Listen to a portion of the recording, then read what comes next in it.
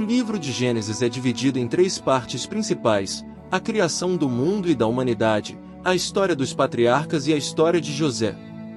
A primeira parte do livro de Gênesis começa com a criação do mundo. Deus cria o mundo em 6 dias, separando a luz e as trevas, o céu e a terra, os mares e a terra seca, as plantas e os animais. No 6º dia, Deus cria a humanidade à sua imagem e semelhança, dando-lhe o domínio sobre a terra e a responsabilidade de cuidar dela. O primeiro homem é chamado de Adão, e a primeira mulher é chamada de Eva. Em seguida, a história nos mostra como Adão e Eva desobedeceram a Deus e foram expulsos do jardim do Éden. Caim e Abel, os primeiros filhos de Adão e Eva, são introduzidos, e a inveja de Caim leva-o a matar o irmão Abel. Deus puniu Caim pelo assassinato, marcando-o com um sinal para que todos soubessem que ele era um assassino. A história continua com a linhagem de Adão até Noé, que é considerado um homem justo em um mundo de perversidade. Deus decide destruir a terra com um grande dilúvio, mas salva Noé e sua família, juntamente com um casal de cada espécie animal, em uma grande arca. Depois que o dilúvio passa e as águas abaixam, Deus faz uma aliança com Noé, prometendo nunca mais destruir a terra com um dilúvio. A primeira parte de Gênesis também apresenta a história da Torre de Babel. Depois do dilúvio, os descendentes de Noé se multiplicam e se espalham pela terra. Eles decidem construir uma torre para alcançar o céu, mas Deus confunde suas línguas para que não possam se entender e dispersos pela terra. Em resumo, a primeira parte do livro de Gênesis nos apresenta a criação do mundo e da humanidade, a desobediência de Adão e Eva, a história de Caim e Abel, o dilúvio de Noé e a Torre de Babel. Essas histórias são ricas em simbolismo e fornecem uma base fundamental para a compreensão da fé judaica e cristã. A segunda parte do livro de Gênesis começa com o capítulo 12 e narra a história de Abraão, que é considerado um dos patriarcas do povo de Israel. Deus escolheu Abraão para ser o pai de uma grande nação, e prometeu que ele teria muitos descendentes e que todas as nações seriam abençoadas por meio dele. Abraão era casado com Sara, que era estéril. No entanto, Deus prometeu a Abraão que ele teria um filho com Sara. Abraão acreditou em Deus e a promessa se cumpriu quando Sara deu à luz Isaque. Deus também pediu a Abraão que deixasse a sua terra natal, a cidade de Ur, e fosse para uma terra que ele iria mostrar. Abraão obedeceu e partiu com a sua esposa, o seu sobrinho Ló e todos os seus servos e rebanhos. Eles foram para a terra de Canaã, que mais tarde seria conhecida como a terra de Israel. Abraão e Ló tiveram muitos rebanhos e pastores, e em um certo momento, as terras não eram suficientes para ambos. Então, decidiram separar-se. Ló escolheu as terras próximas à cidade de Sodoma, enquanto Abraão ficou com as terras restantes. Mais tarde, Deus apareceu a Abraão em uma visão e prometeu a ele que a sua descendência seria tão numerosa quanto as estrelas no céu. Ele também lhe disse que a sua descendência seria escravizada em uma terra estrangeira, mas que ele os libertaria e os abençoaria grandemente. Abraão teve uma relação conturbada com Sara e com as suas servas, que geraram filhos dele. O filho de Agar, a serva egípcia de Sara, chamava-se Ismael, e foi considerado como filho de Abraão. No entanto, Deus disse a Abraão que Sara teria um filho, e que esse filho seria o herdeiro da promessa.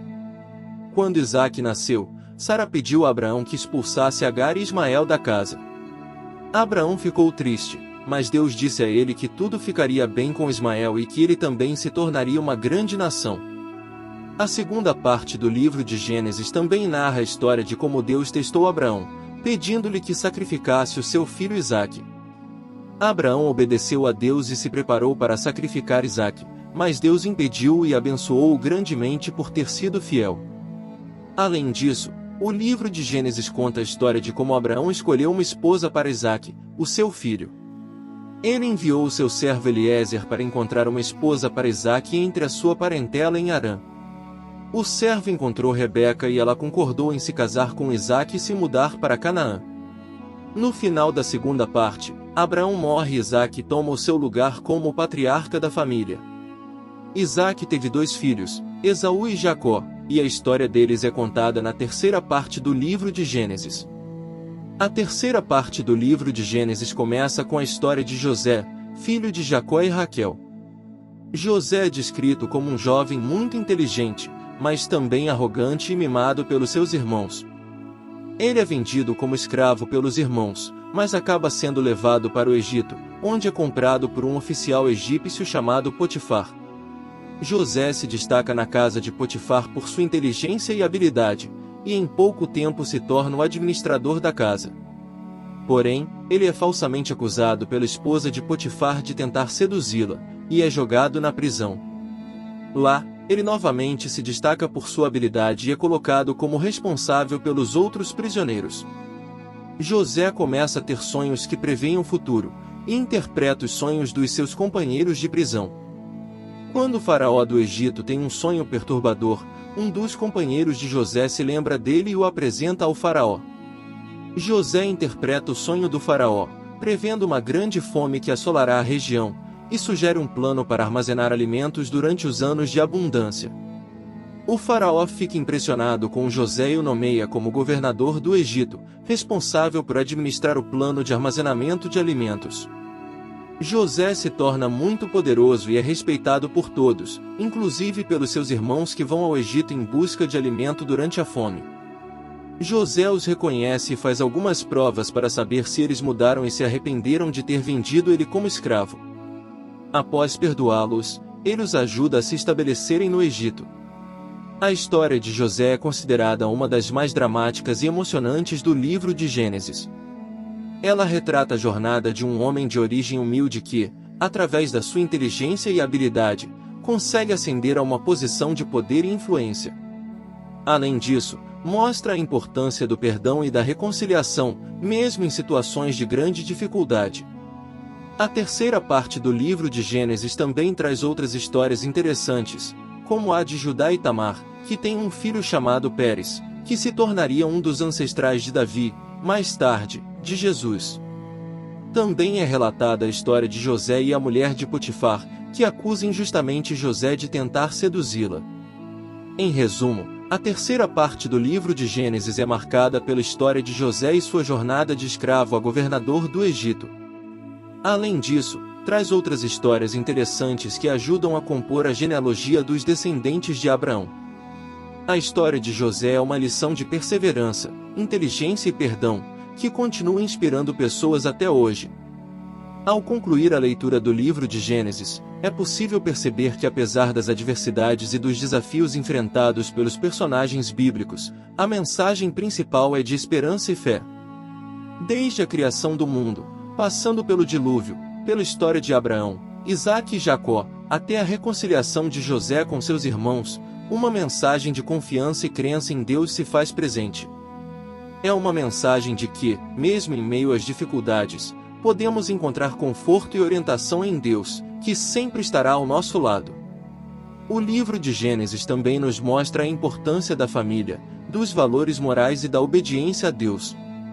Ele nos ensina a importância de honrar nossos pais e avós, de respeitar o próximo e de sermos honestos em nossas ações. Ao longo das páginas deste livro, podemos perceber que Deus sempre cumpre suas promessas, mesmo que não seja no tempo e da forma que esperamos. Ele é um Deus de amor, bondade e justiça, e nos chama para segui-lo e confiar em suas promessas. Nesse sentido, a mensagem positiva que podemos tirar do livro de Gênesis é que, independentemente das circunstâncias, podemos confiar em Deus e em sua providência. Devemos seguir seus mandamentos e buscar viver de acordo com sua vontade, sempre em busca de uma vida mais plena e significativa. O livro de Gênesis nos ensina a ter fé em Deus e a não desistir diante das adversidades, pois Ele tem um plano para cada um de nós. Devemos confiar em sua sabedoria e providência, buscando viver em harmonia com o próximo e com o meio ambiente. Em resumo, o livro de Gênesis nos mostra que Deus é o Criador do universo, o Senhor da história e o Salvador da humanidade. Ele está presente em todos os momentos de nossa vida e nos convida a seguir seus mandamentos, confiando em sua providência e em seu amor. Que possamos sempre nos lembrar dessas lições e aplicá-las em nosso dia a dia, em busca de uma vida mais plena e significativa em Deus.